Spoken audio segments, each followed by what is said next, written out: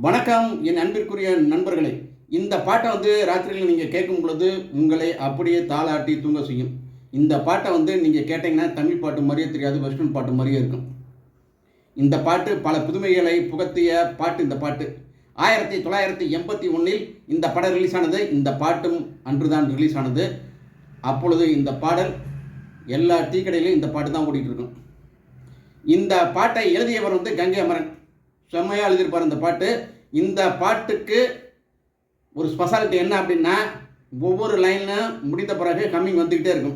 இந்த போன்ற ஹம்மிங்கை நீங்கள் எந்த பாட்டிலையும் கேட்டிருக்க மாட்டீர்கள். ஒரு புதுமையான முயற்சி இது. இளையராஜா அல்லவா? இந்த படத்துக்கு இளையராஜா ஒரு பைசா கூட வாங்காமல் இசையமைத்திருக்கிறார். ஏனென்றால் இந்த படத்துடைய இயக்குநர்கள் புதிய இயக்குநர்கள். அப்பொழுது பாரதி வாசு ரெண்டு பேரும் சேர்ந்து இயக்கிய படம் தான் இந்த படம். இந்த பாடலின் முதல் வரி பூந்தளிராட பொன்மலர் சூட. இந்த பாட்டு அப்பொழுது எல்லா டீ கடையிலையும் இந்த பாட்டு தான் ஓடிட்டு இருக்கும். இந்த பாட்டு இடம்பெற்ற படம் பன்னீர் புஷ்பங்கள். இந்த பாடலை எழுதியவர் கங்கை அமரன். இந்த பாடலுக்கு இசையமைத்தவர் இளையராஜா. இந்த பாடலை பாடியவர்கள் எஸ்பி பாலசுப்ரமணியம், ஜானகி. இந்த படத்தை இயக்கியவர் பாரதி வாசு.